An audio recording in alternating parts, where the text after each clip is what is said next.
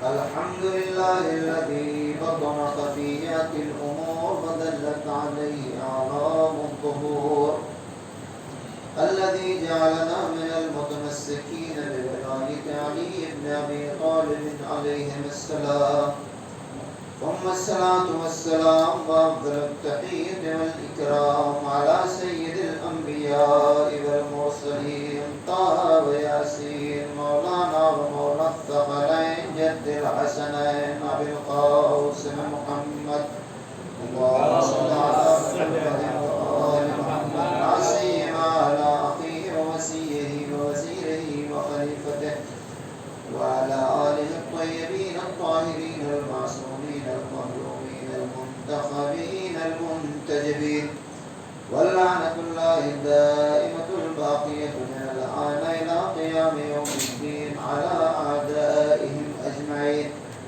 أما بعد، فقد قال الله سبحانه وتعالى في كتابه الكريم والقرآن المجيد وقوله الحق: بسم الله الرحمن الرحيم.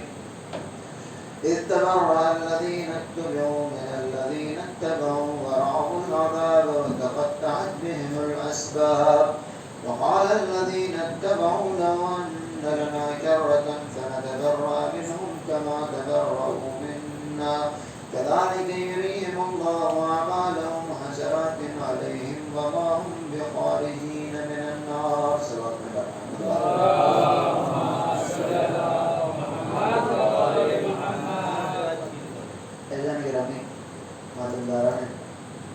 شہر مظلومی کے بلا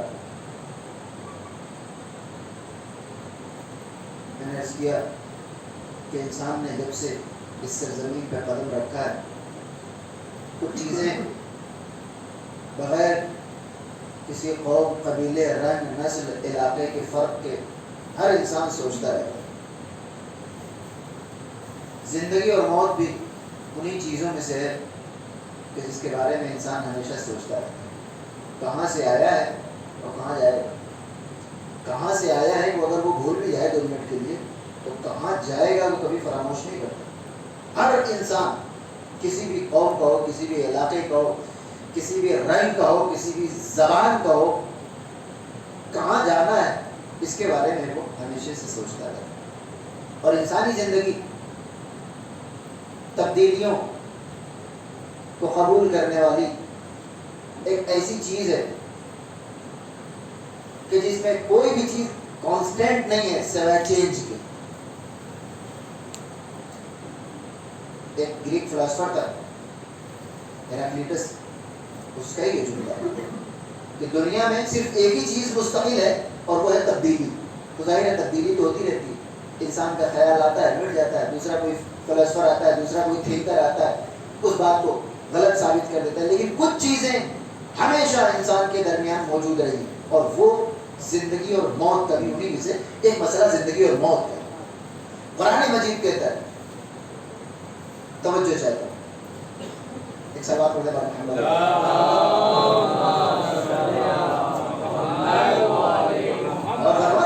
زندگی اور موت کوئی ایسا مسئلہ نہیں ہے جس سے آپ اپنی جان چھڑا لے جائیں. جب سے انسان اس دنیا پہ آیا ہے زندگی اور موت کے بارے میں وہ اپنا ایک نظریہ اور ایک اوپینین رکھتا رہا ہے. آج بھی آپ دنیا میں جائیں ایک آدمی آپ کو نہیں ملے گا جو زندگی اور موت کے بارے میں کوئی نظریہ نہ رکھتا ہو. اختلاف ہوگا، باتیں الگ الگ ہوں گی، لیکن بات سب کے پاس ہے. اسی میں سے ایک نظریہ اسلام کا کہ زندگی اور موت کے سلسلے میں خداوند عالم کہتا ہے کہ وَلَا تَحْسَبَنَّ الَّذِينَ قُتِلُوا فِي سَبِيلِ اللَّهِ أَمْوَاتًا. مرنا تو سب کو ہے، جو بھی دنیا میں مر گئے. اگر ہمارے راستے پر کوئی مرتا ہے تو اسے مردہ سمجھنے کی بھی اجازت نہیں. بل احیاء، وہ سب کے سب زندہ ہیں اور اپنے پروردگار عالم کی بارگاہ سے رزق پا رہے ہیں. اور فرمائے اسلام نے زندگی اور موت کے سلسلے میں جو نظریہ دیا، انشاءاللہ میں کبھی عرض کروں گا. فی الحال صرف اس موت کے اوپر زندگی کا کیا تصور اسلام نے دیا وہ اپنی جگہ. موت کے سلسلے میں اسلام نے کہا ہمیں یہی دیکھنا ہے کہ خداوند عالم نے اور اسلام نے اپنے مرنے والوں اور اپنے شہیدوں کو جو رتبہ دیا ہے تو کہیں کچھ بڑا چڑھا کے تو نہیں بیان کر دیا، ایگزیجریشن سے کام تو نہیں لیا، کیونکہ دنیا میں اتنی بڑی جزا مرنے والوں کو کوئی نہیں دے سکا. کہ مرنا تو دور کی بات, ان کو مرا ہوا سمجھ بھی نہیں سکتے آپ. توجہ چاہتا ہوں, واقعی کربلا, انقلاب کربلا تمام انسانی زندگی کے انقلابات میں سے ایک انقلاب ہے. کل کی مجلس میں نے عرض کیا کہ اگر اس معیار پہ پرکھا جائے تو واقعی کربلا ٹاپ 100 انقلابات میں بھی نہیں آئے گا ان معیارات کی بنیاد پر. پھر اگر اس کے باوجود خداوند عالم نے اس ذکر کو باقی رکھا ہے اور فکر انسانی ہمیشہ اس واقعے کے اوپر 1000 سال کم از کم ہو گئے, 1000 سال کے بعد بھی انسانی ذہن واقعے کربلا کے اوپر غور کرنے پر مجبور ہے, تو کچھ تو ہوگا اس واقعے. 3 تصورات آپ حضرات کی خدمت میں پیش کرنے. ایک, کسی بھی انقلاب کے لیے 3 چیزیں ضروری ہوتی ہیں. ایک لیڈر, اور دوسرا اس کے فالوورز. اکیلے دم پہ کوئی لیڈر کبھی انقلاب نہیں لا سکتا. ایک لیڈر اور اس کے بعد ان کے ماننے والے, جو کہ انشاءاللہ امام زمانہ عجل اللہ تعالیٰ فرجہ الشریف کے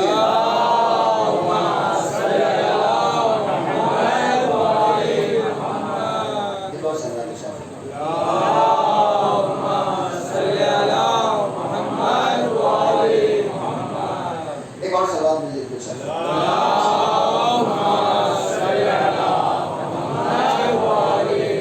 توجہ سے سنیے گا. انقلاب آنے کے لیے 3 چیزیں ضروری ہیں.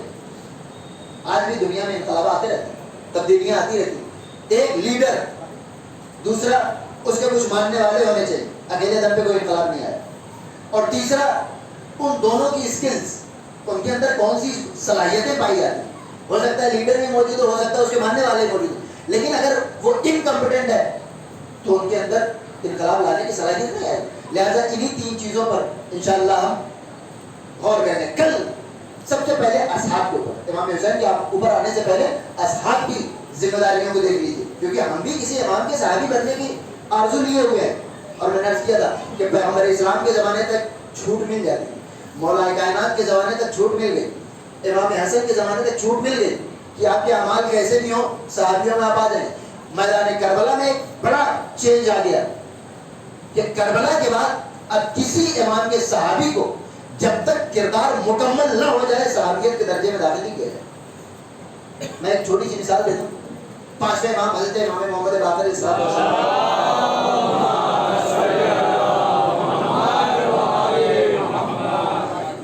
ایک اور سوال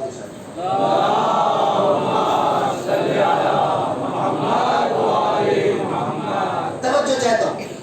کربلا کے بعد اب صحابیت میں آپ کو اپنے کردار پہ کام پہلے کرنا ہے. جب مکمل ہو جائے گا تو آپ صحابہ کی فہرست میں داخل کیے جائیں گے, ورنہ راستے سے امام حسین اسلام نے کس کو دور نہیں کیا. بہت سارے افراد تھے.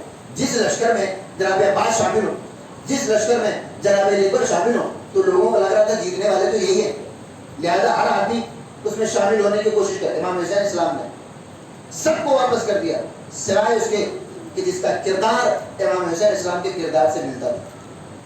لہذا کربلا کے بعد میں کر رہا تھا, امام علیہ السلام اپنے ایک دوست کے ساتھ جا رہے ہیں. دوست کون ہوتا ہے؟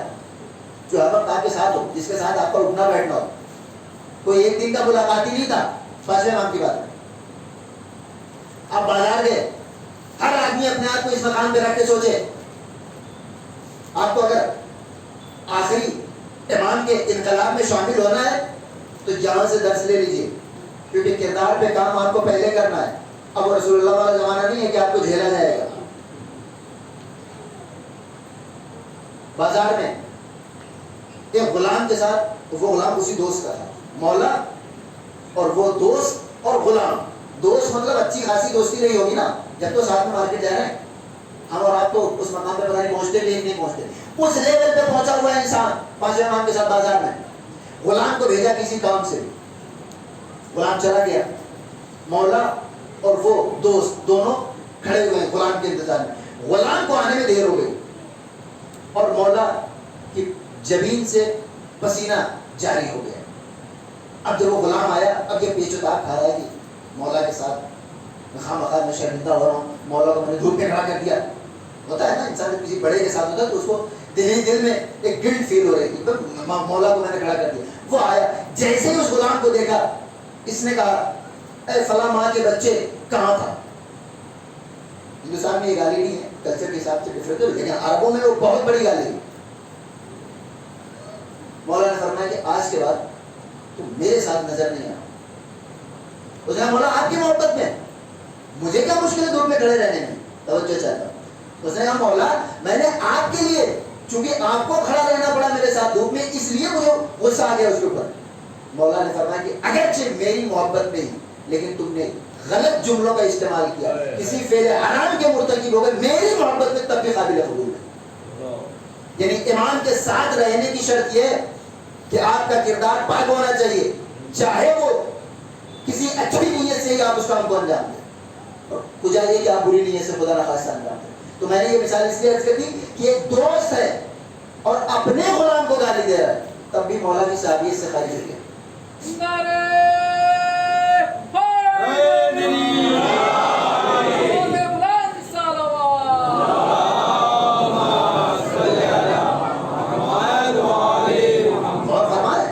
یہاں تک اگر آپ پہنچ گئے, اب آئیے اصحاب امام حسین اسلام کے اوپر کہ انقلاب آسانی سے نہیں آ جاتا, اور آ بھی جاتا ہے بہت جلدی ختم ہو جاتا ہے. بڑے بڑے انقلابات, سب سے بڑا جو کاسموپولیٹن ریولیوشن ہے کون ہے؟ رشین انقلاب, جس کو کمیونزم کہا جاتا ہے. ہر ملک کا آدمی اس میں گیا, ہر قوم قبیلے کا انسان اس میں گیا. ہمارے شیعوں میں سے بڑے بڑے افراد کمیونسٹ ہوئے ہیں, لیکن 100 سال سے پہلے 1917 سے لے کر 1991 بہت زیادہ 80 برس ختم ہو گیا.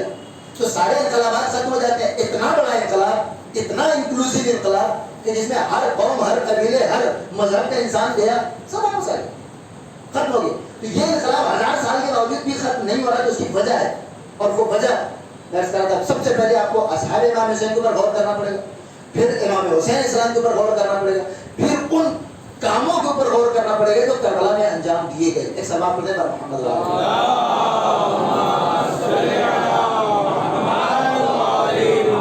اصحاب امام حسین اسلام کی خصوصیت کل میں نے عرض کی تھی, اطاعت.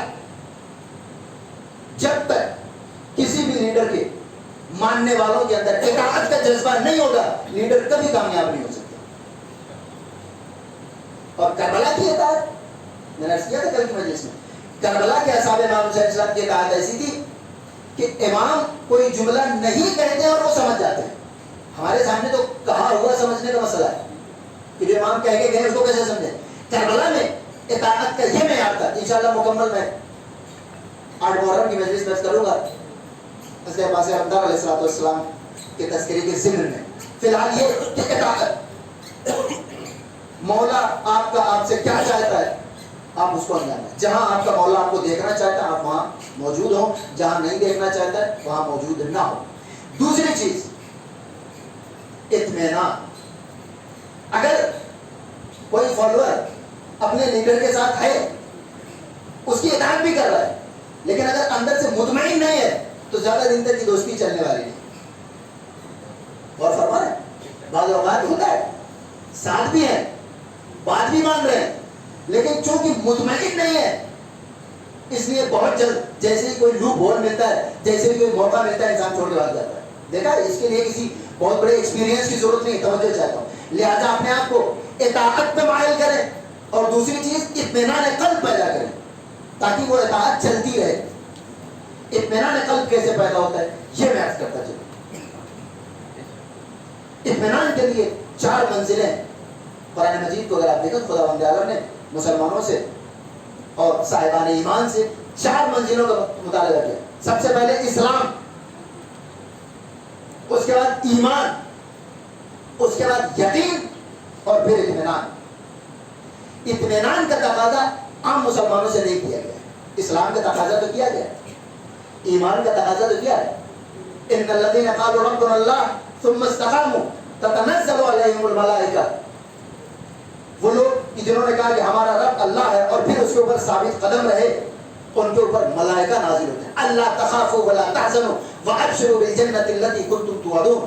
کہ تمہیں کوئی خوف نہیں ہے, تمہیں کوئی ملال نہیں ہے, تمہیں کوئی حزن نہیں ہوگا, تمہیں اس جنت کی بشارت دی جا رہی ہے جس کا وعدہ تم سے کیا گیا تھا. یہ ہو گیا اسلام. ایمان, مولا کائنات فرماتے ہیں خطبہ صفات متقین میں, فہم والجنت کمن قد رآہا مومنین اور جنت ایسے ہیں کہ جیسے کسی انسان نے جنت کو دیکھ رکھا ہو. فہم فیہا منعمون، اور وہ اس کی نعمتوں سے فائدہ اٹھا رہے ہیں. وہم والنار کمن قد رآہا فہم فیہا معذبون. مومنین اور جہنم ایسے ہیں کہ جیسے کسی نے جہنم کو دیکھ رکھا ہو اور اس کے عذاب سے اس کو وہ عذاب چکھایا جا رہا ہو. اسلام رب اللہ کہہ کر اس پر ثابت قدم رہنا. ایمان جنت اور جہنم کا مشاہدہ اپنی آنکھوں سے کر دینا. اطمینان، اس کے پہلے یقین. خداوند عالم کہتا ہے وَاعْبُدْ رَبَّكَ حَتَّى يَأْتِيَكَ الْيَقِينُ، اپنے پروردگار کی اتنی عبادت کرو کہ تمہیں یقین حاصل ہو جائے. لیکن اطمینان کا مطالبہ نہیں کیا. یہ خاص ہے معصومین سے. توجہ چاہتے اللہ نے منع نہیں کیا، کہہ تو دیا الا بذکر اللہ تطمئن القلوب، اللہ کے ذکر سے دل مطمئن ہو جاتا ہے. طریقہ بتا دیا لیکن آپ سے ڈیمانڈ نہیں کی ہے کیونکہ وہ آپ کے بس میں نہیں ہے. دل کا مطمئن ہو جانا کوئی ایسا کام نہیں ہے. جناب ابراہیم، ہم اور آپ کی باتیں سنتے رہتے اطمینان قلب کیسے حاصل ہوتا ہے. ایک ایک لفظ پہ توجہ چاہتا ہوں کیونکہ آپ کو بھی اساتذہ امام حسین کی طرح کسی امام کا صحابی بننا، اور اگر نہ بننا ہو تو مسئلہ نہیں ہے. تھوڑا سا آگے آ جائیں. بر محمد والے محمد صلوات. تھوڑا سا آگے آگے آ جائیں. تھوڑا سا آگے آ جائیے. بر محمد والے محمد آواز بلند صلوات.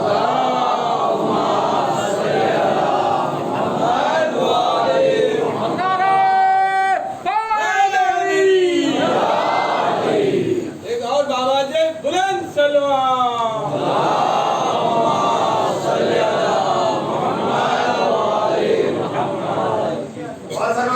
سب سے پہلے نمبر پہ اطاعت. بات گفتگو ہو رہی ہے کس کی؟ فالوورز کی. لیڈر کے اوپر ہم بعد میں آئیں گے. کسی بھی انقلاب کو کوئی چیز اٹرنل کیسے بنا دیتی. سب سے پہلے اطاعت، اور اطاعت کے ساتھ ساتھ اطمینان قلب. اطمینان قلب کے لیے خداوند عالم نے 4 مرحلے رکھے. اسلام، رب اللہ کہہ کر اس کے اوپر ثابت قدم بھی رہیے. ایمان، اس طرح کی جنت اور جہنم گویا آپ اپنی آنکھوں سے دیکھ رہے ہیں. یقین، عبادت اتنی کریں کہ اپنے پروردگار عالم کا یقین حاصل ہو جائے. اطمینان، جناب ابراہیم بارے میں یہ واقعہ ہم سب نے سن رکھا ہے. انہوں نے کہا کہ قال رب ارنی کیف تحیی الموتى، میرے معبود مجھے دکھا کہ تو مردے کو کیسے زندہ کرتا ہے. قال ولم تؤمن، کیا تمہیں ایمان نہیں ہے؟ یہ نہیں کہا کہ اولم اطمأنت، یہ نہیں کہا کہ کیا تمہیں اطمینان نہیں. کہا اولم تؤمن، کہیں ایسا تو نہیں کہ وہ ایمان تمہارا کمزور ہو. کہا بھلا ایمان ہے ولکن لیطمئن قلبی، لیکن میں اپنے قلب کو مطمئن کرنا چاہتا ہوں. یعنی اگر قلب مطمئن نہ ہو تو اس میں کوئی گرفت نہیں ہے. یہ بالکل ہائی لیول کی چیز ہے. ایک سوال پڑھتے پر محمد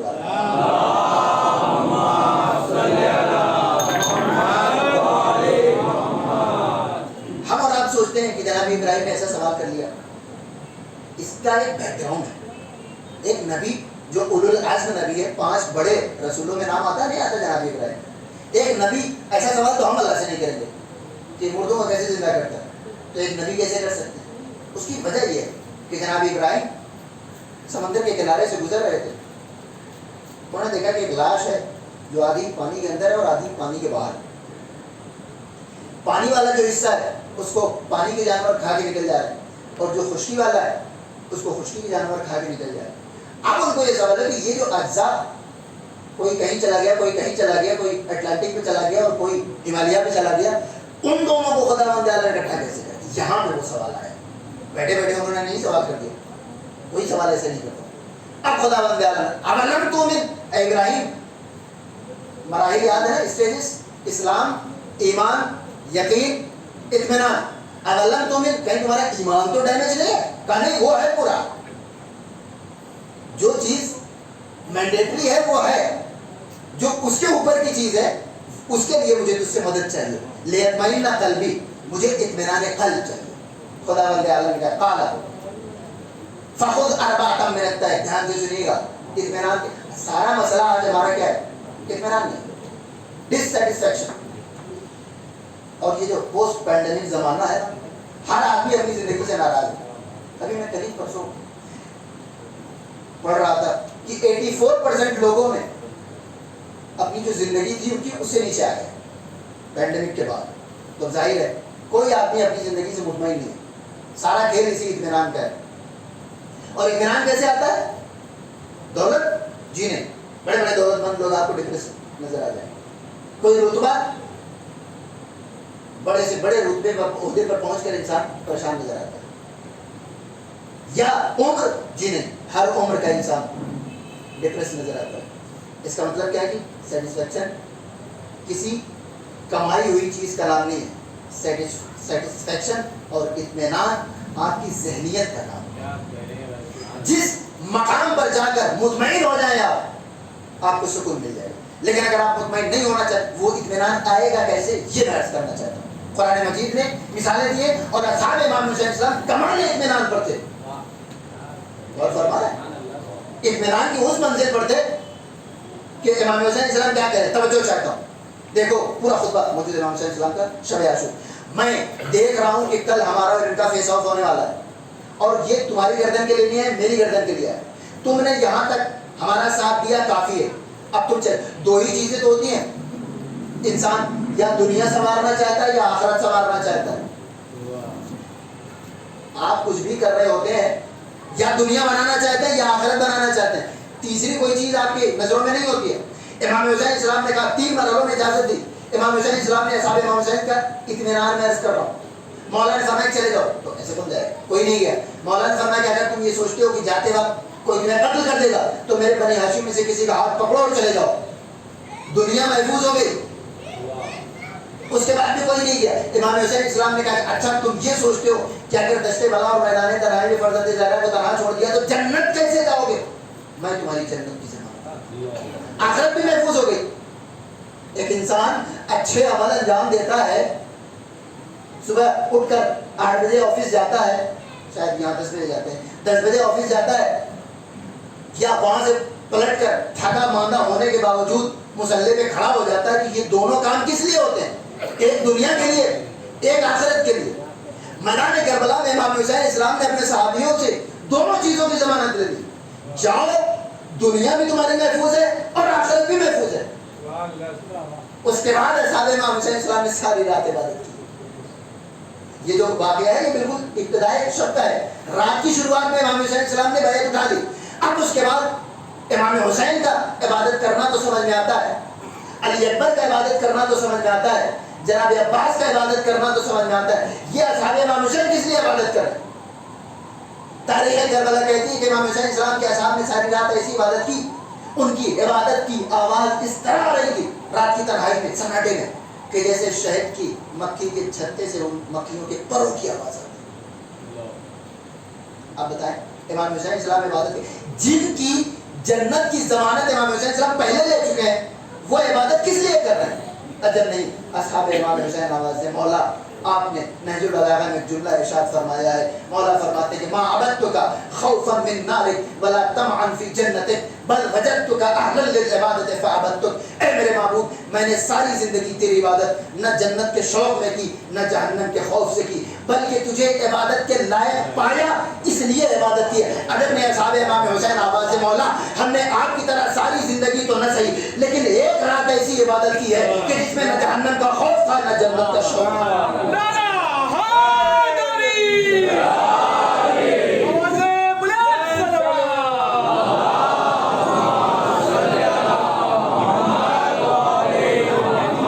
اطمینان کا درجہ دیکھ رہے ہیں آپ، جنت بھی سیکیور اور دنیا بھی محفوظ.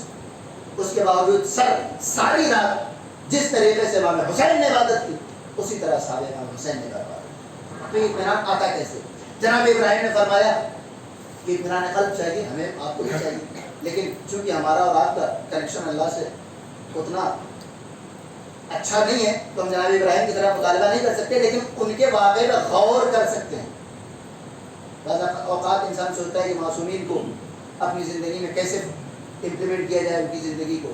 جی نہیں، معصومین تک جانے سے پہلے جن لوگوں نے ان کی زندگی میں ان کی زندگی کو فالو کر رکھا ہے ان کو بھی اگر آپ فالو کر لیں تو کافی ہے.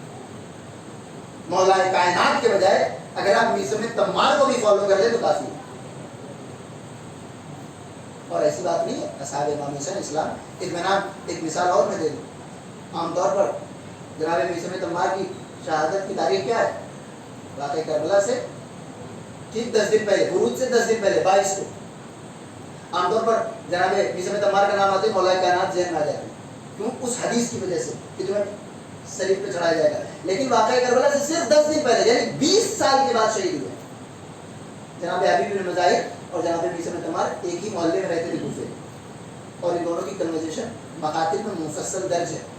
وہ یہ کہتے ہیں آج ہم جاب کے لیے مر رہے ہوتے ہیں یا کسی پلیسمنٹ کے لیے پریشان ہو رہے ہوتے ہیں یا تھوڑا سا اپ اینڈ ڈاؤن زندگی میں آ گیا تو ہمارے چہرے سے پتہ چلنے لگتا ہے کہ ہم کچھ فیس کر رہے ہیں. یہاں دیکھیے مولا کائنات نے یہ بات کب کہی ان سے کہ تمہیں پھانسی دی جائے گی؟ 20 سال پہلے. آج اگر آپ کسی کو کوئی ڈاکٹر کہہ دے کہ تمہاری زندگی میں اتنے دن بچے ہیں، بچے ہوئے 20 سال کو کیسے گزارتا ہے؟ دوست تو دوست، دشمن بھی اگر کچھ بیماری کا تذکرہ ہو جائے کہتا نہیں رہنے تو ان کے سامنے ساری باتیں نہ کرو. حبیب بن مظاہر اور میثم، اطمینان دیکھو، حبیب بن مظاہر اور جناب میثم ایک دوسرے کو موٹیویٹ کرتے ہیں، یاد دلاتے ہیں. کیا؟ وہی شہادت. ہمارے یہاں آدمی اس کو اوائڈ کرتا ہے. جناب حبیب بن مظاہر کہتے ہیں کہ میری نگاہیں دیکھ رہی ہیں کہ ایک انسان کہ جس کے سر کے سامنے بال کم ہے اسے صلیب پہ چڑھایا گیا اور اس کا شکم چاک کر دیا گیا. جناب میثم بھی کہہ رہے تھے کہ مجھے بھی میری نگاہیں دکھا رہی ہیں کہ ایک انسان فرزند زہرا کی نصرت کے لیے دشت بلا اور میدان تنہائی میں شہید کر دیا جائے. ایک دوسرے کو یوں موٹیویٹ کرتے اس شہادت کے تذکرے کے ذریعے جس کو ہم اوائڈ کرتے ہیں. ہم کسے یاد کرتے ہیں؟ اللہ نے آپ کو کیا نواز رکھا ہے ماشاء اللہ، اللہ نے آپ کو کتنا علم دے رکھا ہے. لیکن اصحاب امام حسین علیہ السلام اس شہادت کے ذریعے، یہ شہادت کا تذکرہ انسان کو موٹیویٹ تب کر سکتا ہے جب اطمینان کے کمال پہ انسان پہنچ چکا. لیکن اگر کوئی پریشان ہے، کوئی چیز کلیئر نہیں ہے آپ کے دماغ میں، پھر آپ اس مقام پہ نہیں پہنچ سکتے. جناب ابراہیم کہتے ہیں اطمینان قلب. خداوند عالم نے کہا کہ 4 پرندے لو. اب یہ داستان تو آپ کو پتا ہے. قال فخذ اربعة من الطير فصرهن إليك. ان کو قتل کر کے ساری ان کی جو ریمیننگ ہے وہ مکس کر دو. ثم اجعل على كل جبل منهن جزءا. اور وہ جو مکس کر کے تم نے ان کے سارے اجزاء کو ایک جگہ کر لیا اس کو 4 الگ الگ پہاڑوں پہ رکھ دو. ثم ادعهن. اور چونچ ہاتھ میں پکڑ کر، چونچ کا لفظ قرآن میں نہیں ہے، تفسیروں میں. ثم ادعهن. پھر انہیں بلاؤ. مفسر کہتے ہیں چونچ ہاتھ میں لے کر بلانا. یاتینک سعیا. وہ گرتے پڑتے تمہاری طرف چلے آئیں گے. جناب ابراہیم نے 4 پہاڑوں پہ رکھ دیا. ان چاروں پرندوں کو قتل کر کے ان کے ٹکڑے ٹکڑے کر کے مکس کر کے 4 الگ الگ پہاڑوں پہ رکھ دیا. اور جب چونچ پکڑ کے بلایا تو جس پہاڑ پر اس چونچ کا جو حصہ تھا وہاں سے اٹھا اور آ کر اپنی اس چونچ میں مل گیا. واقعہ ختم. قرآن جناب ابراہیم نے کیا کہا تھا؟ لیطمئن قلبی، میرے قلب کو اطمینان حاصل ہو جائے. واقعہ ختم ہو گیا. قرآن مجید نے یہ نہیں کہا کہ میں نے تمہیں اطمینان دیا یا نہیں دیا. جناب ابراہیم کو اطمینان قلب ملا یا نہیں ملا ہم نہیں جان سکتے. ایک چیز چھوٹی سی کرتا تھا، یہ 4 پرندے کون سے تھے؟ مفسرین کہتے ہیں کہ باز، مرغ یعنی مرغا جس کا مرغ، مور اور کووا. آپ یہ بتائیے اگر کسی کو کہا جائے 4 پرندے، اربعۃ من الطیر، 4 پرندے، تو 4 مرغے پکڑنا زیادہ آسان ہے کہ 4 الگ الگ قسم کے پرندے پکڑنا آسان ہے؟ 4 مرغے، یا انسان اگر کوے پکڑا تو 4 عدد کوے لے لے گا. چاروں کو الگ الگ رکھنے کی مصلحت کیا ہے؟ مفسرین نے اس کی وضاحت میں تقریباً سب نے اس کے بارے میں اپنی رائے دینے کی کوشش کی ہے. حتیٰ ایک تصویر نمونہ تک میں اس کے اوپر بحث کی گئی. اکثریت نے کہا ہے کہ 4 الگ الگ پرندوں کو منتخب کرنا ان کی صفات کی طرف اشارہ تھا کہ اطمینان قلب کے لیے انہی 4 کو کیوں چنا جائے. خصوصیت کیا ہے؟ مرغ شہوت پرست ہوتا ہے، کوا شکم پرست ہوتا ہے، جہاں سے جو ملے کھا لو، اور باز وہ ڈومیننس پرست ہوتا ہے، یعنی اس کو طاقت قدرت طلبی اس کے اندر پائی جاتی ہے، جو ملے اس کو لے کے اڑ جاؤ. اور وہ جو مور ہوتا ہے وہ تکبر پسند ہوتا ہے، اس کو لگتا ہے کہ اس کے جیسا کوئی ہے. ان 4 اطمینان قلب کے سوال پر خدا بند عالم نے ان چاروں پرندوں کو منتخب کر کے بتا دیا کہ اگر تمہیں اطمینان قلب چاہیے تو تکبر کے گلے پہ چھری چلانی پڑے گی، اطمینان قلب چاہیے تو شکم پرستی کے گلے پہ چھری چلانی پڑے گی۔ صلوات پڑھ دے بار محمد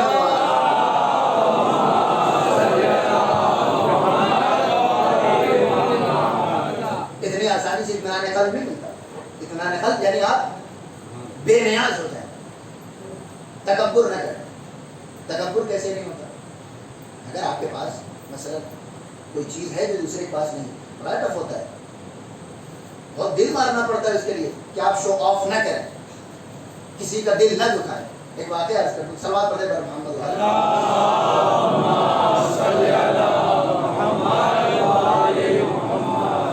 پیغمبر اسلام کے زمانے کا واقعہ ہے، ذرا دھیان سے سنیے گا، بڑا دلچسپ واقعہ ہے۔ آپ کی بارگاہ میں کچھ پیسے والے لوگ تکبر سے کیسے بچیں؟ جب تک آپ کے نفس میں کوئی خامی ہے اطمینان قلب کبھی ملنے والا ہے۔ آپ کو کیا لگتا ہے جو تکبر کرتا ہے پریشان نہیں رہتا؟ وہ آپ سے زیادہ پریشان رہتا ہے، سارا وقت اس کا یہ سوچنے میں کٹ جاتا ہے کہ میں اپنے آپ کو برتر کیسے ثابت کروں۔ تو ظاہر ہے جب آپ اس طرح کی چیزیں آپ کے نفس میں ہوں گی، آپ کبھی سکون سے اپنے بستر پہ سو نہیں سکتے۔ اطمینان نفس اصحاب امام حسین علیہ السلام والا کیسے آپ کے اندر پیدا ہوگا؟ پیغمبر اسلام کی بارگاہ میں چند پیسے والے لوگ بیٹھے تھے، وہ بھی الٹرا رچ، ہمارے اور آپ جیسے پیسے والے نہیں، جو 100 اونٹوں پہ سونے کے سکے لاد کے عرب سے سیریا اور یمن کی طرف جایا کرتے۔ اب وہ بیٹھے ہوتے، اور پیسے والوں کی مینٹیلٹی یہ ہوتی ہے کہ جب ہم بیٹھے ہوں تو کوئی غریب انسان آ کر ہمارے نارمس میں خلل نہ ڈالنے پائے، ہمارا جو ڈیکورم ہے وہ مینٹین کرے۔ لیکن پیغمبر اسلام بارگاہ میں ایسی کوئی پابندی تو تھی نہیں۔ اور کیجیے گا، ایک غریب انسان آیا، مٹی میں اٹا ہوا بیٹھ گیا۔ اب یہ جو پہلے سے بیٹھے ہوئے تھے پیسے والے دولت مند صاحب، انہوں نے اپنی ابا کے دامن کو، یہ ابا آج بھی عرب پہنتے ہیں، اس کو زیادہ سمیٹ لیا۔ آپ بتائیے یہ کوئی بڑی بات ہے؟ نہیں ہے۔ کیوں؟ کیونکہ اس آدمی نے بھی برا نہیں مانا، کمال تو یہ ہے۔ لیکن پیغمبر اسلام کی نگاہ مواخذہ نے گرفت کر لی۔ آپ نے فرمایا یہ کیا کیا تم نے؟ کہا کچھ نہیں یا رسول اللہ، کچھ نہیں۔ کہا نہیں، اگر تمہاری ابا اس کی ابا سے مس ہو جاتی تو کیا تمہاری دولت اس کے پاس چلی جاتی یا اس کی غربت تم تک چلی جاتی؟ اور فرمایا بات کوئی بڑی نہیں تھی، میں اگر ابھی اپنا ابا کا زمان خدا رکھا سمیٹ، آپ کیا کہیں گے؟ کچھ نہیں، سمیٹ لو اپنی بلا سے، مجھے کیا جاتا ہے؟ تو گویا یہ کام کوئی اتنا بڑا نہیں تھا، اور دلیل یہ ہے کہ اس نے برا نہیں مانا۔ لیکن پیغمبر اسلام نے ٹوک کر یہ ثابت کر دیا، اگر تم برا کام کر رہے ہو چاہے سامنے والا برا نہ مانے، لیکن پیغمبر اسلام ضرور برا مانے۔ اگر تم کسی کے دل کو تکلیف پہنچا رہے ہو، چاہے وہ انسان آپ کے رتبے اور اسٹیٹس کی فکر کرتے ہوئے آپ کے منہ پہ کچھ نہ کہے، لیکن کل کو پیغمبر اسلام ضرور حساب مانے گا۔ دلیل سامنے، اس نے برا نہیں مانا۔ پیغمبر اسلام نے کہا کہ اگر ابا کا دامن مس ہو جاتا تو تمہاری دولت اس تک چلی جاتی اور اس کی غربت تمہارے پاس چلی جاتی۔ اب اس کا کیا جواب دے گا؟ نہیں، جواب تھا اس کے پاس۔ اور کہا یا رسول اللہ، میں اپنی آدھی دولت اپنے بھائی کو دیتا ہوں۔ یہ آئی مینٹیلٹی۔ کیا ہوا اگر میں نے کسی کو ہرٹ کر دیا؟ پیسے ہیں نا میرے پاس، ابھی 2 منٹ میں مسئلہ حل ہو جائے گا۔ پیغمبر اسلام نے اسی کا علاج کیا، میں نے عرض کیا تھا، تکبر، بارگاہ رسالت میں تکبر کر کے آپ دولت کے بل پہ تو نہیں بچ سکتے۔ پیغمبر اسلام نے فرمایا دے تو رہے ہو، ایک بار اس سے پوچھ لو اسے چاہیے بھی کہ نہیں چاہیے۔ اب بتائیے مفت میں مل رہے تھے کہ کچھ اور کام کرنا تھا؟ کچھ نہیں، مفت میں آدھی دولت۔ پیغمبر اسلام نے کہا اس سے پوچھ لو، ٹھیک ہے پوچھ لیتے ہیں، اے میرے بھائی میں اپنی آدھی دولت تمہیں دیتا ہوں، چاہیے یا نہیں چاہیے؟ اس نے کہا یا رسول اللہ نہیں چاہیے۔ اب یہاں پر پیغمبر اسلام مسکرایا، مفت میں آدھی دولت مل رہی تھی اور وہ بھی ایسا کام کی زیادہ اس کو برا بھی نہیں لگا، کیونکہ اس نے کہا نہیں۔ تو تاریخ میں اگر درج نہیں ہے اس کا کچھ کوئی اعتراض، اس کا مطلب اسے برا نہیں لگا اس چھوٹے سے کام پر جو کسی برا بھی نہیں لگا۔ آدھی دولت مل رہی ہے اور وہ کہہ رہا ہے کہ نہیں لوں گا۔ پیغمبر اسلام نے فرمایا کیوں نہیں چاہیے؟ اس نے کہا یا رسول اللہ لے تو لیتا، لیکن ڈرتا ہوں کہیں یہی مزاج نہ پیدا ہو جائے، جس کی پوری دولت آپ کے ذہن مبارک کو تکلیف پہنچا دے اس کی آدھی لینے میں کیا ہے۔ ایک صلوات پڑھ دے بار محمد والے۔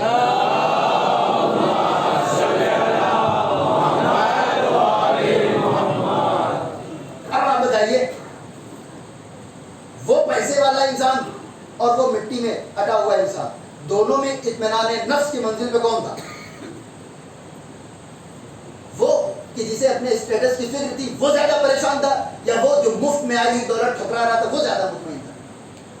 اس کا مطلب کہ اطمینان قلب معرفت معصوم کا نام ہے، آپ کے کسی اسٹیٹس کا نام نہیں ہے۔ ایک سلوات پڑھنے پر محمد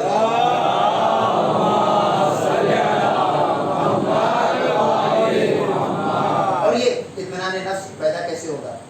اب میں اصحاب امام حسین اسلام پر جانے سے پہلے یہ جملہ عرض کر دوں، شاید بقیہ باتیں کل۔ آیت اللہ بہجت کا نام آپ نے سنا ہوگا، ایک سلوات پڑھنے پر محمد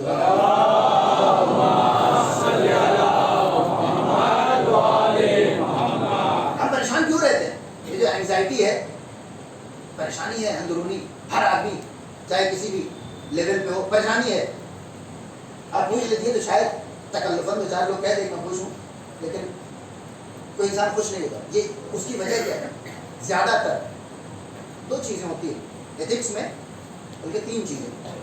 تہذیب اخلاق، آپ اپنے آپ کو پاک کریں۔ تدبیر منزل، اپنے رشتہ داروں اور گھر کے اندر آپ کا کیا رویہ ہونا چاہیے۔ سیاست ملک، سوسائٹی میں آپ کو کیسے رہنا ہے۔ یہ تین چیزیں جتنے بھی فلاسفرس ہیں اور یہ جو موریلٹی کے اوپر جنہوں نے اپنے اوپینین دی، ان تین چیزوں کے بارے میں۔ تو ایک تہذیب اخلاق یعنی اپنے آپ کے انٹرنل ویلیوز پہ جو آپ کو کام کرنا ہے وہ تو چھوڑ دیجیے۔ یہ جو دو چیزیں بچتی ہیں، انسان اپنے گھر میں، اپنے رشتہ داروں کے ساتھ اور سوسائٹی میں جب ریئیکٹ کرتا ہے تو اسے غصہ کیوں آتا ہے، پریشان کیوں ہوتا ہے؟ آیت اللہ بہجت کے استاد تھے مرحوم سید قاضی، وہ بھی ایک بہت بڑے عارف تھے، دھیان سے سنیے۔ انہوں نے کہا کہ انسان کو برا کسی بھی بات پر اگر ہمیشہ لگے تو وہ نارمل ہے، اور اگر کسی بات پہ بعض جگہوں پہ برا لگے بعض جگہوں پہ برا نہ لگے تو انسان کو اپنی مینٹیلٹی چیک کرنی چاہیے۔ مثلا میں مثال دوں، آپ کے سلمہ فرزند نے یا اہلیہ نے کہہ دے کہ ارے آپ کو کچھ نہیں آتا، کتنی دیر غصہ آتا ہے، لیکن یہی جملہ بالکل بٹ ٹو بٹ آپ کا باس آپ سے کہہ دے، آپ مسکرا دیتے ہیں۔ کیوں؟ کیونکہ آپ کا پرسپشن ہے کہ یہاں پر میں بڑا ہوں، وہاں پہ میں چھوٹا ہوں۔ تو جملہ برا نہیں ہے، اس جملے سے جو آپ کا ٹیک ہے، جو آپ کا پرسپشن ہے، وہ آپ کو تکلیف دے رہا ہے۔ وہ فرماتے ہیں مرحوم سید قاضی کہ اگر انسان ہر جگہ اپنے آپ کو اللہ کا ناچیز بندہ سمجھ لے تو اسے غصہ آنا پڑتا۔ ایک سلوات پڑھ دے بار محمد۔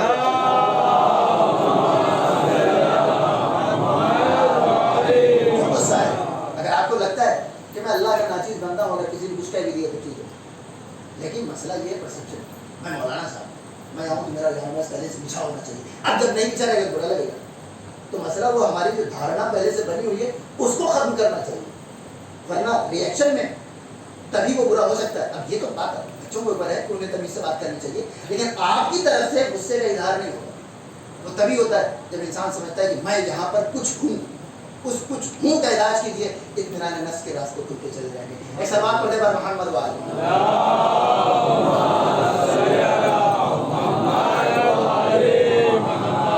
بھائی جانے گرامی، میں عرض کر رہا تھا کہ جناب ابراہیم کو خدا بند عالم نے اطمینان قلب کے لیے ان چار پرندوں کو ان کی خصوصیت کے ساتھ ذبح کر دیا۔ جب ذبح ہو جائے، شکم پرستی تمہارے اندر سے ختم ہو جائے، شہوت ختم ہو جائے، تکبر ختم ہو جائے، اور طاقت حاصل کرنے کی خواہش ختم ہو جائے، اطمینان نفس اسی دن حاصل ہوتا ہے۔ لیکن خدا بند عالم نے سند نہیں دی، کیونکہ اطمینان قلب کے لیے جناب ابراہیم نے کہا تو آگے بڑھ کے خدا بند عالم نے یہ نہیں کہا کہ تمہیں اطمینان قلب دیا یا نہیں دیا۔ میدان کربلا میں توجہ چاہیے، امام حسین علیہ السلام نے نہ صرف یہ کہ خود بلکہ اپنے تمام اصحاب کے ساتھ خدا بند عالم کی بارگاہ میں اللہ کی بندگی کو اس مقام پر پہنچا دیا تھا کہ خدا بند عالم نے جب مخاطب کیا تو یا ایتھا النفس المؤمنہ نہیں کہا، یا ایتھا النفس المطمئنہ کے لقب سے، یعنی اے میرے وہ نفس، نہ مسلم کا، جناب ابراہیم کو مسلم کا فلما اسلم، میں اس پہ آتا ہوں، جناب امام حسین السلام کو نہ مسلم کا، نہ مومن کا، نہ یقین والا بندہ کا، براہ راست ڈائریکٹ چوتھے مرحلے پر یا ایتھا النفس المطمئنہ، اے میرے وہ بندے کی جو اپنے پروردگار عالم کے اوپر مکمل طور پہ اطمینان رکھتا ہے۔ ایک سلوات پڑھ دے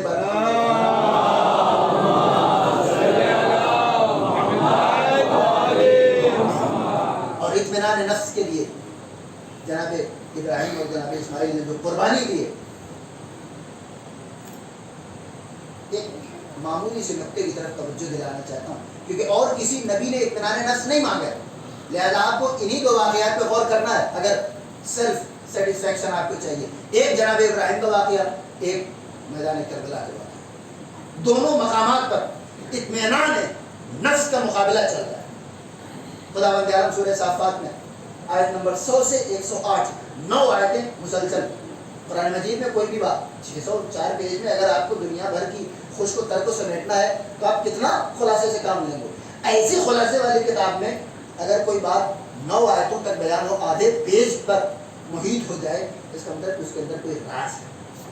خداوند عالم اپنی قرآن مجید کی آیتوں کا حجم بڑھا سکتا ہے لیکن اس پیغام کو کم نہیں کر سکتا۔ خداوند عالم فرماتا ہے فلما اسلم، میں نے کہا تو کہ اپنے بیٹے کو قربان کر دو۔ بلکہ آیت نمبر 100 سے رب حبلی صالحین، اے میرے معبود مجھے اپنے خزانہ قدرت سے اپنی بارگاہ سے رب حبلی من صالحین، ایک نیک بندہ جو صالحین میں سے وہ عطا کرے۔ فبشرناہ بغلام حلیم، ہم نے ابراہیم کو ایک صبر کرنے والا بیٹا عطا کر دیا۔ توجہ چاہتا ہوں ایک لفظ پہ، اطمینان نفس کیسے پیدا ہوتا ہے؟ وہ 4 پرندوں والا مسئلہ کنارے رکھیے، اب میدان عمل میں ایک طرف جناب ابراہیم اپنا اطمینان نفس پیش کر رہے ہیں، ایک طرف امام حسین السلام اپنی قربانی پیش کر رہے ہیں۔ آپ کو یہ دیکھنا ہے کہ کس مقام کے کس میدان کے اطمینان نفس کو آپ اپنی ذات میں شامل کر سکتے ہیں، ہمیں یہ دیکھیں۔ جناب ابراہیم خدا نے فبشرناہ بغلام حلیم، جناب ابراہیم کو ایک صبر کرنے والا بیٹا دے دیا گیا۔ فلما بلغ معه السعي، اور جب یہ بیٹا تھوڑا بڑا ہوا تو اپنے بیٹے سے انہوں نے کہا کہ یا بنی انی ارى في المنام ان اذبحک، میں خواب میں دیکھ رہا ہوں کہ میں تمہیں ذبح کر رہا ہوں۔ جناب اسماعیل کب پیدا ہوئے پتہ ہے؟ جب جناب ابراہیم 100 سال کی عمر کو پہنچ چکے۔ ہمارے اور آپ کے یہاں 2-4 سال کے بعد اگر بیٹا پیدا ہو، اور یہ ہوتے بیٹے تھے، یعنی اس سے پہلے کوئی بیٹا نہیں ہو، 2-4 سال کے بعد بیٹا پیدا ہو تو خداوند عالم، یا اگر خداوند عالم مان بھی لے تو وہ خود میرے معبود اس کے علاوہ کوئی اور امتحان ہو تو دے دیں گے، بلکہ سننے والوں کو حیرت ہو جائے گی اتنا بڑا امتحان ہے میرے معبود 100 برس کے عمر، بلکہ اس سے بھی زیادہ۔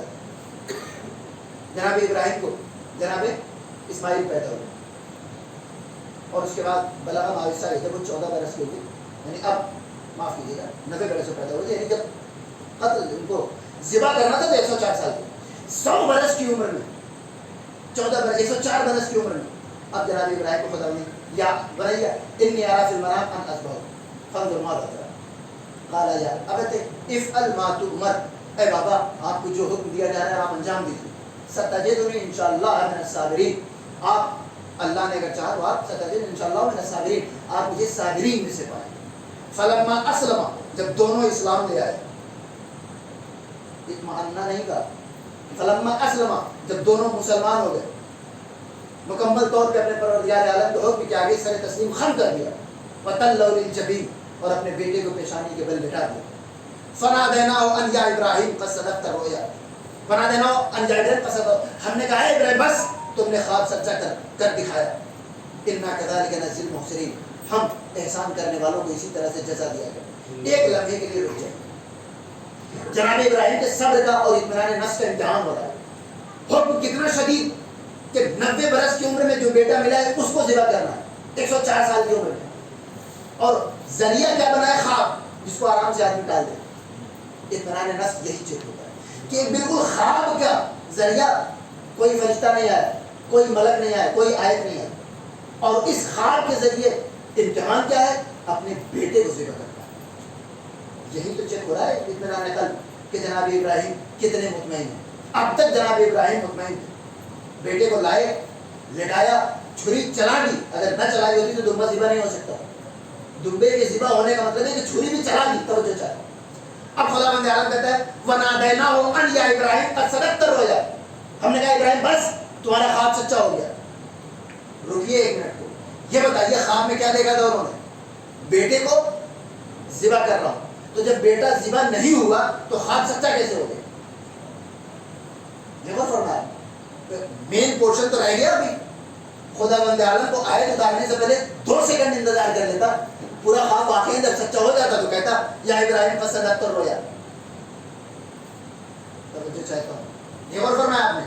جب اصل بات جو ہے اس پورے داستان کی اصل چیز کیا ہے؟ بیٹے کا ذبح ہونا, اور تو کوئی چیز اہمیت نہیں رکھتی.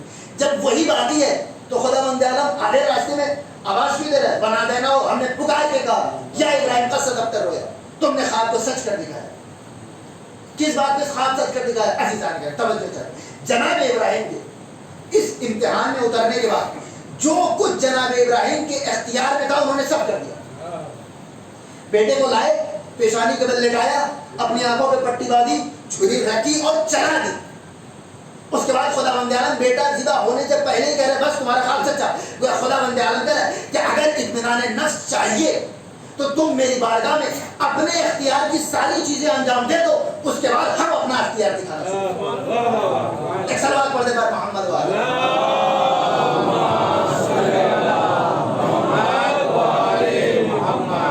ہمارے ساتھ مسئلہ یہ کہ ہم اپنے اختیار والی چیزیں باقی رکھتے ہیں اور گھبرانا شروع کر دیتے. خدا بند عالم کہتا ہے کہ تمہارے اختیار میں جیتنا ہے, تم سب کر لو.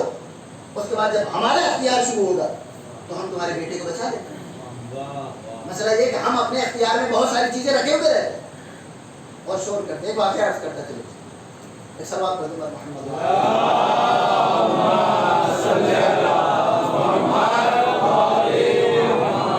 اطمینان کیسے ہوگا؟ جب آپ مکمل طور پر خدا بند عالم کے اوپر ڈیپینڈنٹ ہو جائیں.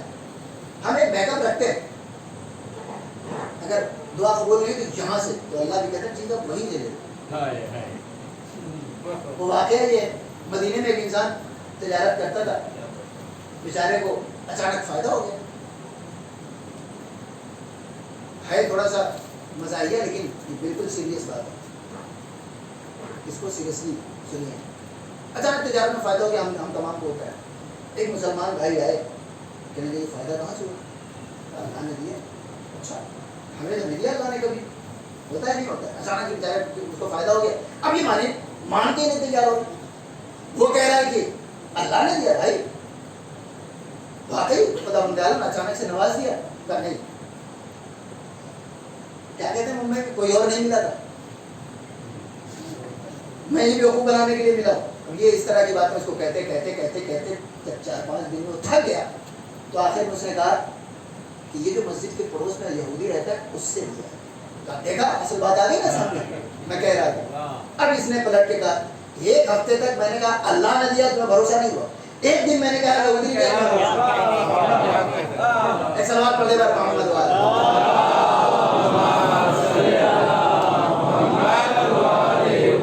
تو اگر ایسا اطمینان نفس ہے پھر تو آپ بیٹھ جائیں اور ریلیکس کریں.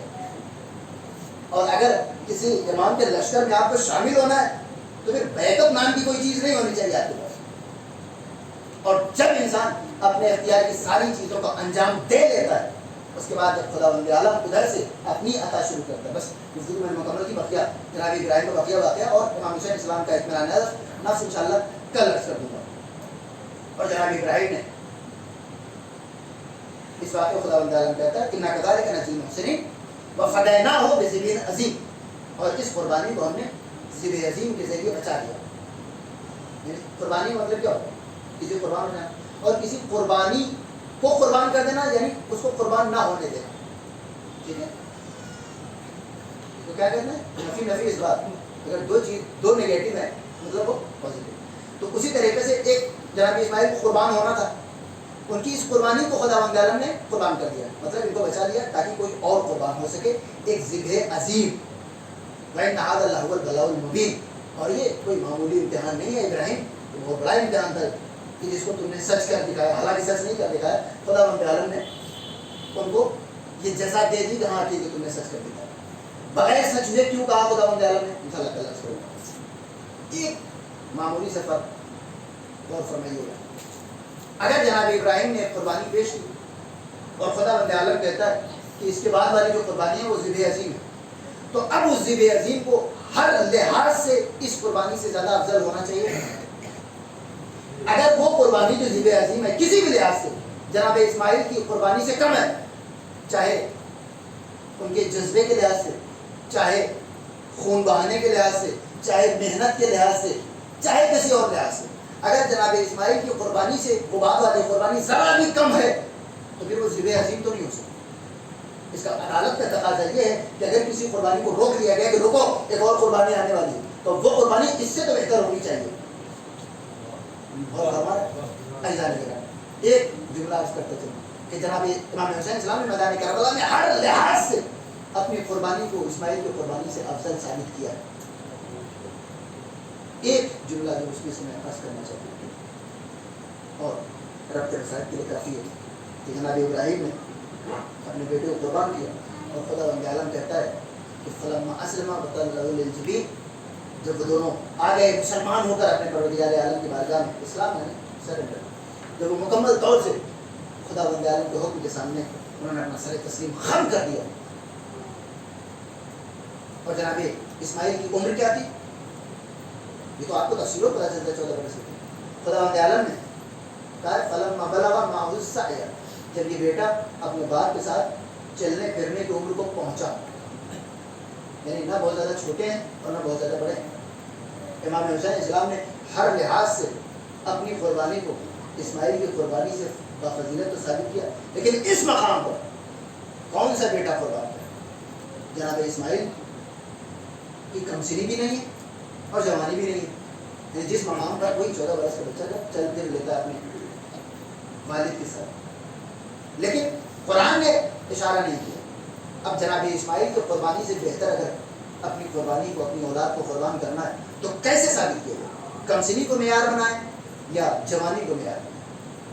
اس مقام پر قربانی اسماعیل سے اپنی قربانی کو بافضیلت ثابت کرنے کے لیے حسین نے 2 بیٹے قربان۔ اسماعیل چھوٹے رہے ہوں گے لیکن علی اصغر سے چھوٹے تو نہیں، اسماعیل بڑے رہے ہوں گے لیکن علی اکبر سے زیادہ جوان تو نہیں رہے، لہذا اس مقام پر بھی امام حسین اسلام نے اپنی قربانی کو ذبح عظیم ثابت کیا۔ اجرکم اللہ، جزاکم ربکم خیر الجزاء۔ آج جو محرم کی شب ہے اور اس تاریخ کو مقدمہ کربلا جناب مسلم کی شہادت سے یاد کیا جائے۔ جناب مسلم علیہ السلام کی شہادت میدان کربلا کا مقدمہ ہے، اور جناب مسلم نے کچھ تکلیفیں ایسی اٹھائی ہیں کہ میدان کربلا میں کسی شہید نے نہیں اٹھائی۔ اجرکم اللہ۔ غربت کے عالم میں جناب مسلم کے بارے میں ایک جملہ سنی تھی، امام حسین اسلام نے جب خط لکھا رمضان کے مہینے میں کوفے کی طرف روانہ کیا، آپ نے فرمایا کہ یہ مسلم نقی، یہ میری جگہ تمہارے درمیان، کوئی معصوم کسی غیر معصوم کو اپنے جیسا قرار دے دے بہت بڑی بات ہے۔ اور اس کے بعد جناب مسلم نے ادھر سے خط لکھا کہ میرے پیچھے 18,000 افراد نے بیعت کر لیے، اب آپ آ سکتے ہیں۔ یہ خط آپ نے روانہ کیا۔ ساری تکلیف جناب مسلم کو یہی تھی کہ میں خط لکھ چکا ہوں اپنے آقا کو، اب کہیں میری شہادت کے بعد یہ جو حالات بگڑے ہیں اس میں اگر مولا تشریف لائے تو سیدانیوں کا کیا ہوگا؟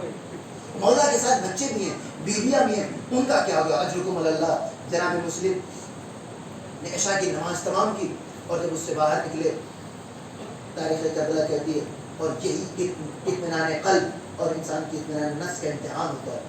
پورے مسجد کوفہ چھلک رہی تھی جناب مسلم کے پیچھے، لیکن جیسے ہی ابن زیاد آیا، اب جناب مسلم جب گلیوں میں نکلے تو ان کے پیچھے ایک انسان ہوا۔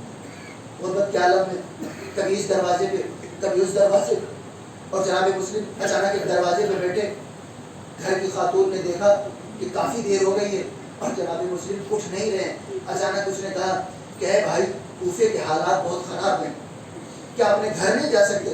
جناب مسلم نے کہا ہے معظمہ بس اتنا بتا دے، وہ انسان کہاں جائے جس کا کوئی گھر نہ ہو؟ جیسے یہ جملہ سنا کہا ہے یہ غربت تو بنی ہاشم کی غربت لگ رہی ہے، کہیں آپ میرے مولا مسلم ابن عقیل تو نہیں ہے؟ جناب مسلم نے کہا ہاں اے معظمہ، میں مسلم ابن عقیل ہوں۔ تڑپ گئی، اے آقا میری زندگی میں، میری موجودگی میں آپ دروازے پہ کیوں تشریف رکھتے ہیں؟ آپ میرے گھر میں آ جائیے۔ جناب مسلم کو اپنے گھر کے اندر لے گئی، جناب مسلم کو بستر لگا کے دیا، جناب مسلم کو حجرہ دیا، جناب مسلم اپنے حجرے میں آرام کر رہے ہیں۔ اچانک رات کے تیسرے پہر جناب مسلم اچانک اٹھے اور اپنی تلوار کو نکالا، اپنے امامے کو اپنے سر پہ رکھا، فوراً معظمہ دوڑتی ہوئی آئی، اے آقا اس رات کے اس پہر میں آپ کو اٹھنے کی کیا ضرورت؟ کہا ہے معظمہ تو نے میری اتنی خدمت کی کافی ہے، اب میں دیکھتا ہوں میرے کانوں میں گھوڑوں کی ٹاپوں کی آوازیں آ رہی ہے، اور اب میں جانتا ہوں کہ تھوڑی ہی دیر میں مجھے تلاش کرتے ہوئے یہ دشمن تیرے گھر میں چلے آئیں گے، میں بنی ہاشم کا جوان ہوں، میری غیرت یہ گوارا نہیں کرتی کہ مجھے پکڑنے کے لیے نامحرموں کا مجمع تیرے گھر کے اندر آ جائے۔ میں کہوں گا مولا معظمہ کا اتنا خیال، ایک چاہنے والی کے پردے کا اتنا خیال، ارے کاش باتیں عصر عاشورا میدان کربلا میں ہوتے، آپ کے گھر کی سیدانیاں ایک خیمے سے دوسرے خیمے،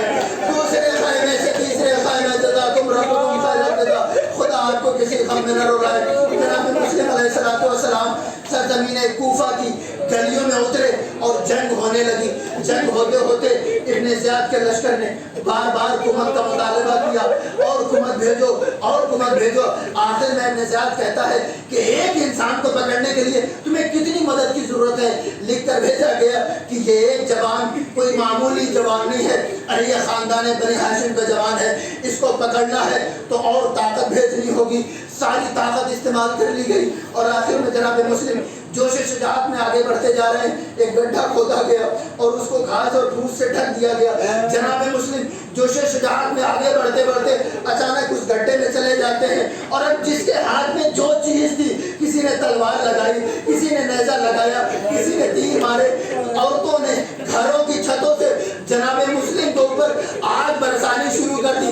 یہ وہ مصیبت ہے کہ سرزمین کربلا میں کسی شہید نے برداشت نہیں کی، آگ کے ذریعے مصیبت صرف جناب مسلم کو برداشت کرنی پڑی۔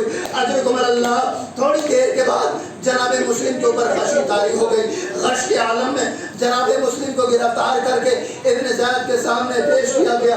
کسی چاپلوس نے کہا اے مسلم تم نے امیر کو سلام نہیں کیا۔ جناب مسلم کہتے ہیں امیری حسین ونعم الامیر، میرا امیر صرف حسین ہے اور اس سے بہتر کوئی امیر نہیں ہے۔ جناب مسلم سے کہا گیا کوئی وصیت؟ جناب مسلم نے کہا کہ ہاں اگر سبیل آب ہو جائے تو اس غش کے عالم میں ایک جرعہ آب اپنے حق میں ڈالنا چاہتا ہوں۔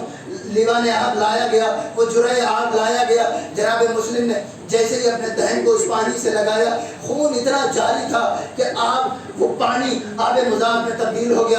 جناب مسلم کو دوبارہ پانی لایا گیا، پانی دوبارہ خون سے سرخ ہو گیا۔ آخر میں جناب مسلم نے کہا شاید میری قسمت میں پانی نہیں ہے۔ اجرکم اللہ، میں عرض کروں گا مولا آپ مقدمہ شہادت حسینی ہے، ارے جب 3 دن کی بھوک پیاس میں حسین کو شہید کیا جانا تھا تو یہ پانی آپ کے گلے سے کیسے اتر سکتا تھا؟ اجرکم اللہ، جناب مسلم نے کہا کہ میرے سامان کو فروخت کر کے میرے قرضوں کو ادا کر دیا جائے، اور ایک وصیت اور ہے، میرے آقا کو خط لکھ دیا جائے کہ اب کوفہ آنے کی ضرورت نہیں ہے، اب کوفہ آپ کے رہنے کے لائق نہیں ہے، تمہاری یہ خواہش پوری نہیں کی جائے گی۔ جناب مسلم کو دارالامارہ کی چھت پہ لے جایا گیا، السلام علیکم یا ابا عبداللہ کہا، تلوار چلی، مسلم کا سر تن سے جدا ہو گیا۔ اجرکم اللہ، ادھر حسین کوفے کے راستے میں ہے، ایک ایک سے پوچھتے جاتے ہیں ارے میرے سفیر کی کوئی خبر ہے، ارے مسافر بھائی کی کوئی خبر ہے، ارے میرے بھیجے گئے سفیر کی کوئی خبر ہے، کسی نے کوئی جواب نہ دیا۔ اچانک السلام علیکم یا